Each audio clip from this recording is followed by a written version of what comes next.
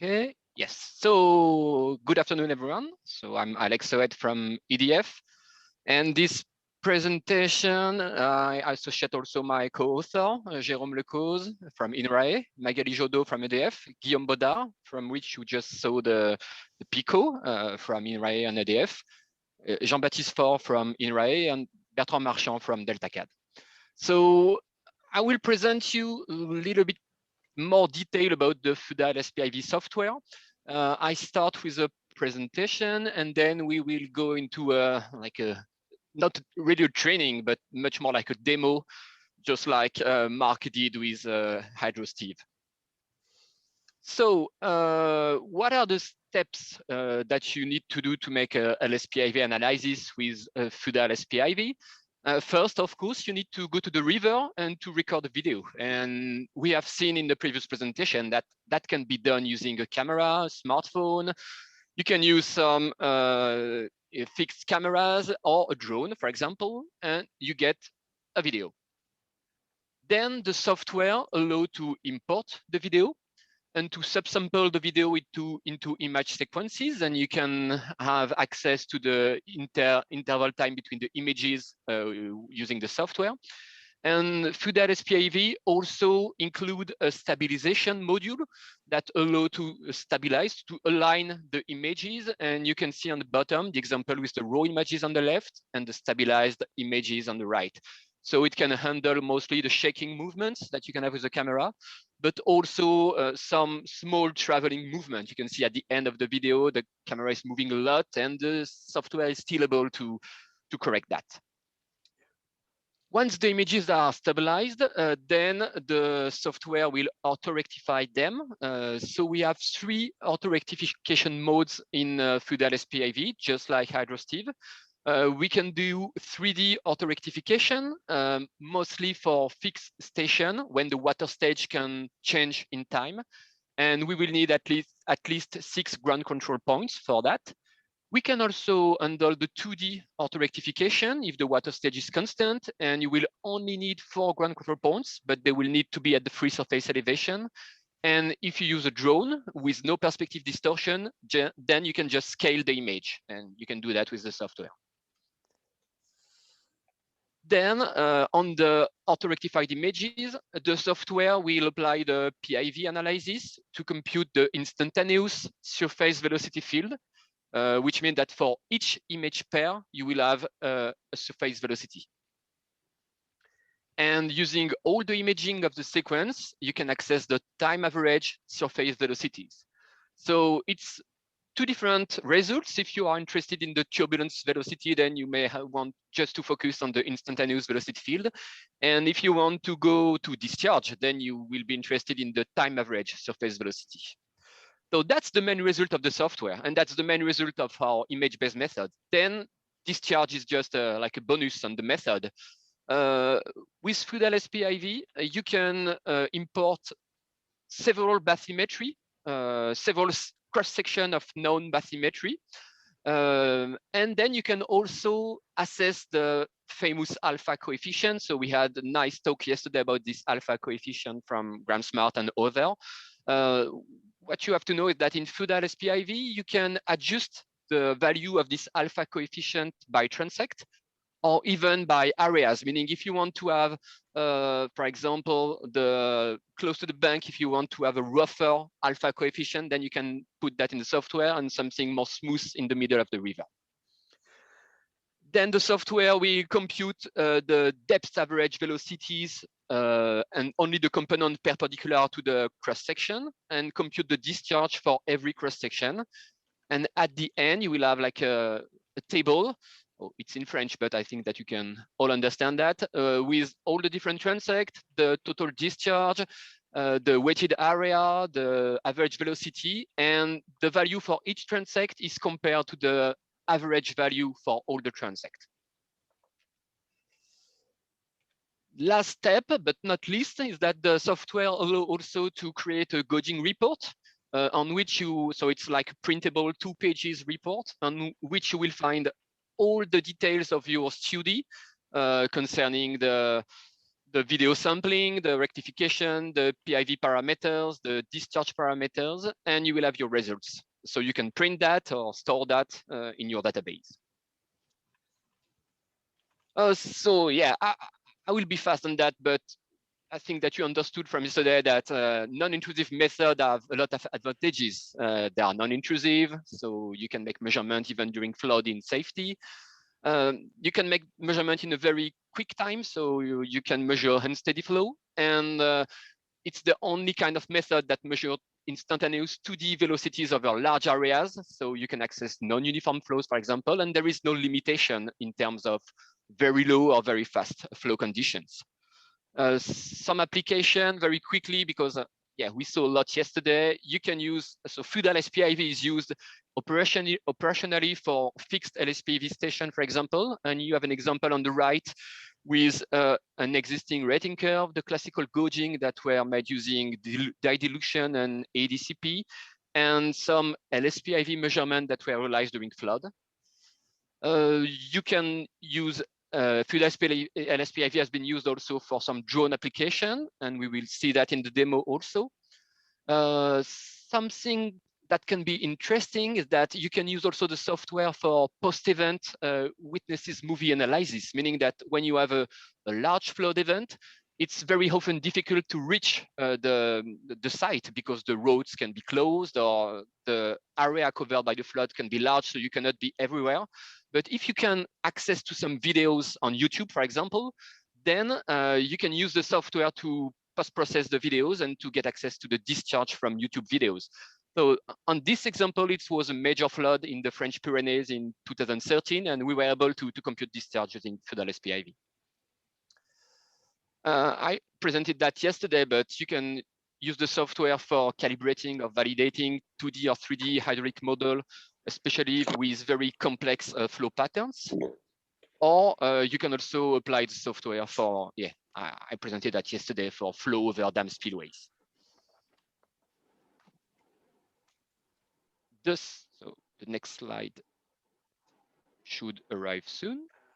Yes, the software is also applied a lot in lab experiment. And in the lab, you can control the seeding, you can control the illumination, so you can have nice results in lab.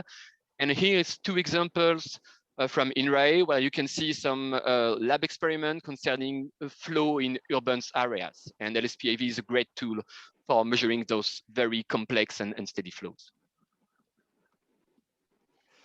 So the software, it's Feudal SPIV. It's a free and open source using a GPL license. And we have a Windows and a Linux version. We are now a robust team of developers. We are 6 people, 6 developers working on the software, and it's a good team because you will find in that team some researchers like Jérôme or Magali. You will find some field hydrologists like me, but also some computer scientists. So it's a good mix. We try to give free assistance, but we try to give as quick as possible assistance to people who have questions about the software. And we do an annual training on the software in France and in French. But if you invite us in your country, well, maybe we will come. The software has a French and an English version, and there could be more. It's easy to implement a new language. And we have user guides in English and French. The computation in the software are quite fast for LSPIV. We use Fortran parallelized. And it's very important point that it's an evolving software. And yeah, I mean, the last version is the 1.8.3, and it was released this very morning. So yeah, it's very evolving. And so yeah, if you are using Feudal SPIV version 1.8, 1 or 2, then you should upgrade to the new version because we just corrected some bugs. So please make the upgrade, but I just sent an email this morning to the user list. And the software was first released, the first version was released in 2009. So we had a long experience with the software, and we try to take into account the user request as far as we can. And so we have the software with the graphic user interface, but there is also a script version of the software. And if you are interested in, we can share the script version that can be applied, for example, to fixed LSPAV station. So we hope that it's a software that you can trust in. I mean, we have a long experience and we have a lot of application, and now more than 50 high-level scientific papers published in journals using FUDAL-SPIV. So we had a lot of comparison between reference method and FUDAL-SPIV that show that it's working well. It's also used by several operational hydrometric agencies. And a major point is that with FUDAL-SPIV, you can go in the details. I mean, nothing is hidden. There is no black box. You can control almost all the calculation and filtering parameters. That can be a little bit frightening at the beginning because it's a lot. But then when you get used to the software, it's not so complex. We also have some advanced discharge computation, like extrapolation of unmeasured velocities using some linear front number hypothesis. We can compute discharge on multi-transect, as I showed just before. And as I said before, also, you can adjust the alpha coefficient, so the depth average to surface velocity coefficient by transect or even by areas. And the software also allows to create nice visualization, like 3D views, animation, vectors, trajectories, as you can see on the bottom on the right, contour plot, etc. So I think it's not done. We also have some upcoming development. A main upcoming development will be the simplification of the graphic user interface with some automatic parameterization by default. Maybe a wizard that will help you to have the best parameters possible, but you will still be able to go on the expert mode if you want. And the name of the software will change from FUDAL-SPIV to FlowPeak, because FUDAL-SPIV is just impossible to pronounce for quite everybody. So we need to find something better. We are also working on the improvement of the method, meaning we want to improve the robustness of the velocity computation. We also want to improve the fact that we talked before about auto-rectification, and you need to know that we are always doing plan-to-plan auto-rectification, meaning that we assume that the river free surface is planar. And during high floods, when you have big waves, or when we apply LSPIV to dam spillways, the surfaces are non-planar. And so we are developing some new algorithm to take into account the non-planarity of the surfaces. We are also working on the computation of the uncertainty of LSPIV, because it's a measurement, so it needs to be associated to uncertainty. But as it's non-intrusive, it's very indirect, so the computation of the uncertainty is very complex. So we just published a paper with Jérôme on using Bayesian approaches to compute the uncertainty on the auto-rectification part. And Guillaume Baudard, that presented the PICO just before, is working on the uncertainty of the velocity measurement during his PhD. Last, we are developing also a smartphone app, like a lot of other people, that we'll call FlowPeak app. So we are still in the process of developing this app. And why a new app? Because there are also existing apps that are working very well. We have seen the discharge app, for example, that is very nice. But we wanted to have the app related to the graphic user interface software, meaning that the measurement that you will do with the FlowPeak app, you can directly import them into the software, into FUDAL-SPIV software, and reprocess them with the software. So we wanted to have this very narrow link between the app and the software. Okay, so that was the easy part. It was the presentation. Now comes the tricky part, which is the demo. So let's start with demo. Okay, can you still see the screen with the software? Yes. Great. Okay, great. So in FUDAL-SPIV, the first step is to import a video. So when you start a new study, you can import a video. So every kind of video can be imported. And there is import video tools that allow you to select the part of the video you want to work with. So for example, if I import a video from the Witness movie that I presented during my presentation, we are able to select the beginning and the end of the period of interest. So you can see at the beginning of the video, there is this witness that make the video, and yeah, he's happy. And then we can have a view of the river. So you can select the duration, and you can crop the video to have trim the video to just select the period of interest. Then the software will convert the video into image sequences. And so yeah, it's not very smooth on my computer due to Zoom, but I hope it's not too bad on your side. And so from the video, we have this sequence of image. Next step that you can do with the software is to stabilize the image. So the software encompasses a stabilization module, and it can be very useful for all the videos recorded from drones or videos recorded from handheld cameras, for example. So in order to make the stabilization, we first define where is the flow. So we have a mask defining the flow area, and then the stabilization will be run only on the fixed areas and not on the moving areas, which is the flow. And at the end, we have the corrected images, the stabilized images. And if you just go to the last image, you will see that there are some black parts on the corners of the images, meaning that all the images were aligned on the first image. So it's stabilized now.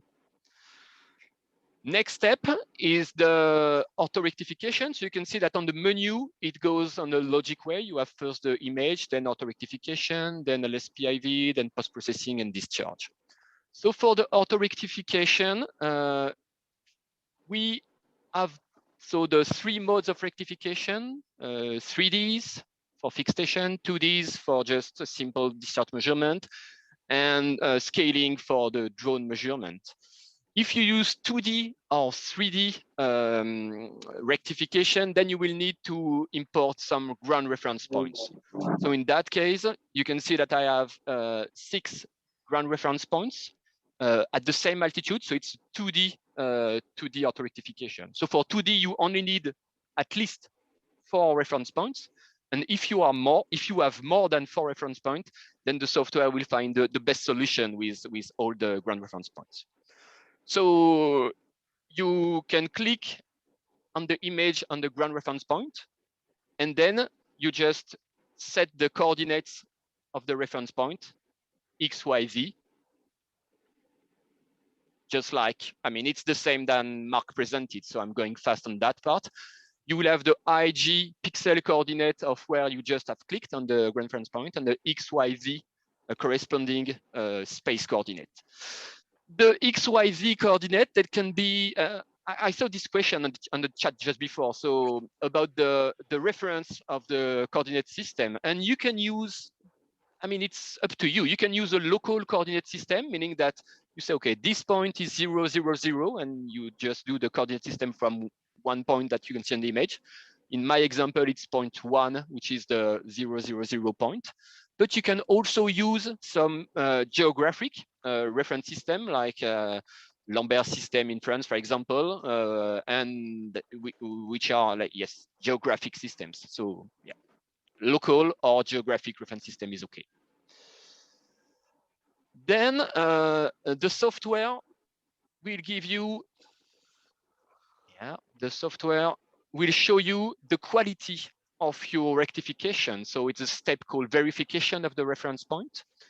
And in that step, the software will show the difference between the real position of the reference point and the computed position of the reference point. And the gap here is the difference in meter between the real coordinate and the calculated coordinate. So you can see if the rectification went well, or if there maybe are some problems in the rectification. Then you can build the auto image. So here it's the same image than before, but it was cropped. So you can see that it's cropped just to encompass the ground reference points. And the resolution of the ortho image is adapted by the software. You can change it. So in the transformation parameters, you can change the size of the ortho image and the resolution of the ortho image. And you can also input a water level for the 3D rectification mode. On the 2D, the reference points are supposed to be at the same altitude than the water surface. So if it's 2D, then the water level should be the same elevation than the ground reference point. So if you want to change those default parameters, you can.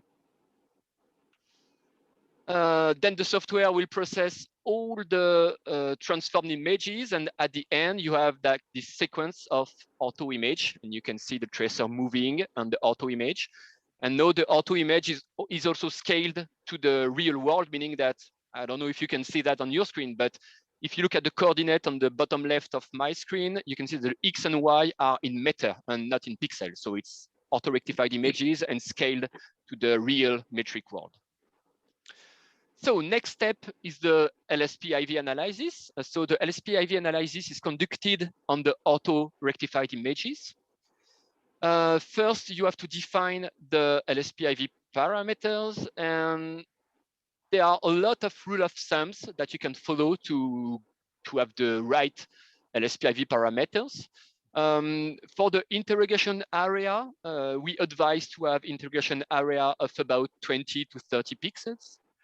And for the searching areas, so I don't know if you, so the interrogation area is the size of the thumbnail that you will try to follow in the next image. So it's the size of the pattern that you want to follow. The search area, it's the size. It's the blue screen on my on the figure. So it's the distance on the next frame where you will try to find the thumbnail. And in FUDA-LSP-IV, we just put some prior that the field hydrologists can have to the flow. For example, there are 4 directions, S1, S2, S3, S4. And the user must put some priors on the flow velocity, saying that, okay, I think that on the S1 direction, which is downstream on my example, the flow, I'm sure that the flow is never greater than, for example, 12 meters per second on my case. So the aim of the searching area is just to earn some computational time. So not to search on every pixel of the image, but to focus on some possible areas for the LSP-IV. Okay, so you just have to parameter the size of the searching area to enter the priors and the flow velocity in the 4 direction. And then you can run the LSP-IV analysis, and you will run the LSP-IV analysis on a grid, a computational grid. And the user will define the computational grid. And that can be very interesting because you can make grid with the shape that you want. And you can have a grid that can be very sparse and then can be very refined in some areas. So for example, when you want to compare LSP-IV results to hydraulic model, it's often nice to have like on the whole region of interest, you have a very sparse grid, but maybe close to the bridge pier or something like that, you want to have a refined grid, and it's very easy to do with FUDA-LSP-IV. The grid can be adjusted as you wish. And so then for every node of the grid, you will compute LSP-IV velocity.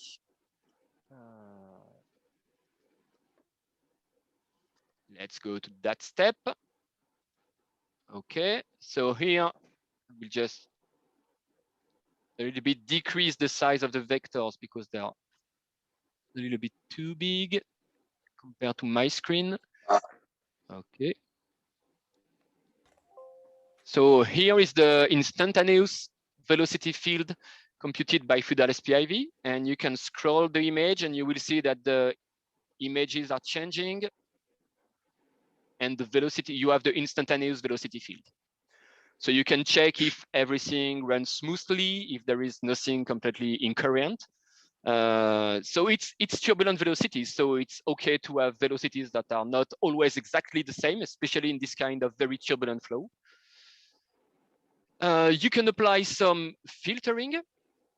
So the most important filtering is the correlation filtering, meaning that so there are some default filters on the correlation. PIV is a cross correlation method. So you can always find a best correlation, but this best correlation can be very poor. So the filter, the threshold on the correlation allow to select only good correlation.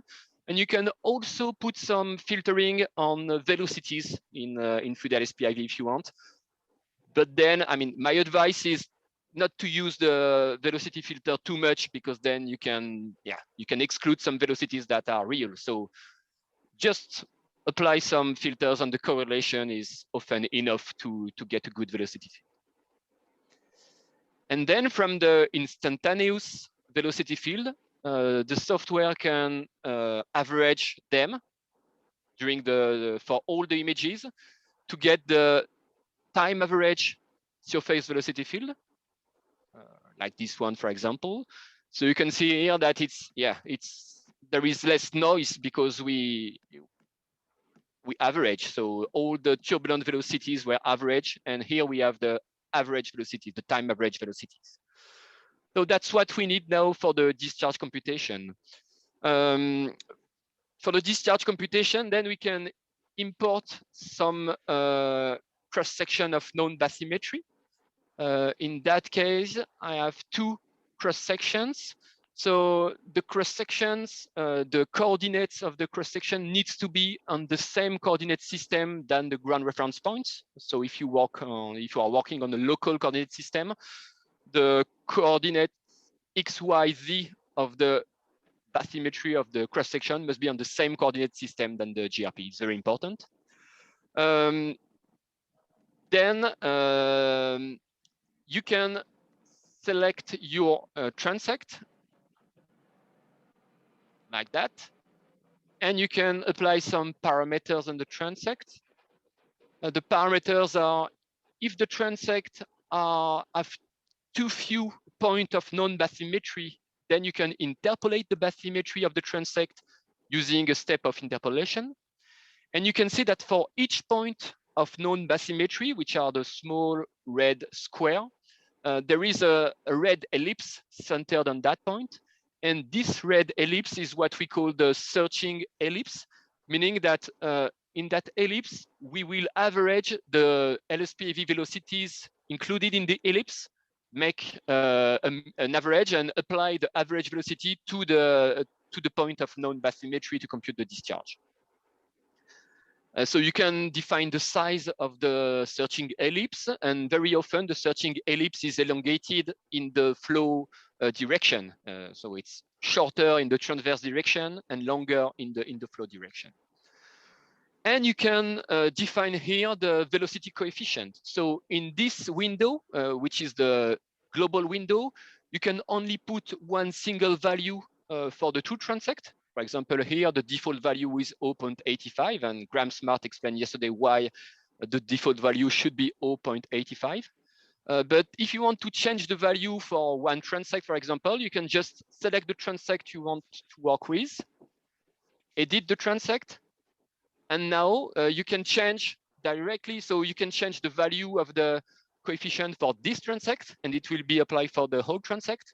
But you can also change some alpha coefficient for some points. So for example, if you want to change alpha coefficient for all the points close to the bank, you can change it directly on that file. On the next version of Fluidalis PIV that should arrive maybe maybe in September, you will be able to change the alpha coefficient graphically, meaning that you will define graphically an area, and in this area you will be able to change. So for example, defining an area close to the bank, and you will be able to change the alpha coefficient directly with the graphic user interface and not with the table, which is not always very easy to do. So now we have the LSPIV velocities. We have two transects. We defined the transect parameters and the alpha coefficient, so we can compute discharge. Yes. And at the end, so we have this table, resume table with the two transects. The velocity coefficients, the alpha coefficient that were used for the true transect, here's the same, 0.85. Oh, the discharge are negative here because I forgot to change something. You can see on the graph, on the picture just below that the left bank is on the right and the right bank is on the left. So I need to change that. It's like for, I don't know if you use ADCP, but in ADCP, if you have the wrong starting edge, then the discharge will be negative. So I just need to invert my two transect to have the right bank on the right and the left bank on the left. And now if I compute the discharge, it will be exactly the same discharge, but with positive values, and it's better. So I have the discharge of my two transect and the average from the two transect. And I have the difference between each discharge, each transect and the average in terms of discharge, in terms of weighted areas, and in terms of bulk velocities. So discharge divided by the weighted section. Something that you can see, I hope, and it's the, yes? I'm so very sorry. I'm just shortly reminding that the 30 minutes are over, and I just had to keep in time a little bit. So I'm really sorry. It's very impressive, but yes, I'm just reminding. Yes, already over. Okay, wow. Yeah. Okay, so I'm not completely over on my time, but yeah, I will finish anyway. So you can see on the figure that there are some vectors in yellow, which are computed vectors from the LSPIV measurement, and you have brown vectors, and those brown vectors are vectors that was computed from the Froude number hypothesis because we don't have any LSPIV measurement here. So that's all. Just want to show you that we can also process drone measurement, and in that case, we don't need a ground reference point, but we just need a distance between 2 points, just like Mark showed before. So here you can see the green line, which is a distance between 2 points.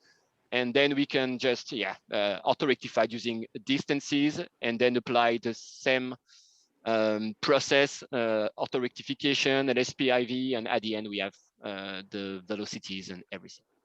So that's it. It's, 30 minutes is quite like a strange format because it's between the demo and the training. You don't know if you need to go more in detail or not, but yeah. Okay. Nice.